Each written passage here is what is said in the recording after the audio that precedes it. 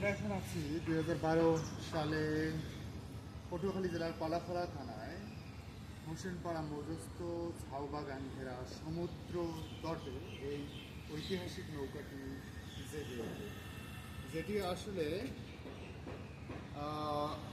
ঐতিহাসিক যারা আছেন, তত্ত্ববিদ যারা আছেন, গবেষণা করে তার কাঠ থেকে শুরু করে যত কিছু আছে কাঠামো সব কিছু মিলিয়ে এটিকে প্রায় 200 বছর আগের পুরনো নৌকা হিসেবে পরিগণিত করা হয়েছে।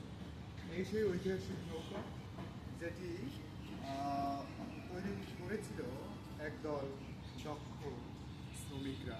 প্রায় 200 বছর আগের এই নৌকা এখন অনেক কিছু জীর্ণশীর্ণ হয়ে গেলেও এখনও দাঁড়িয়ে আছে। এর অনেক অংশই কিন্তু বরিশাল জাদুঘরে রাখা আছে, কিন্তু এই কাঠামোটা এখন পর্যন্ত এখানে রাখা হয়েছে।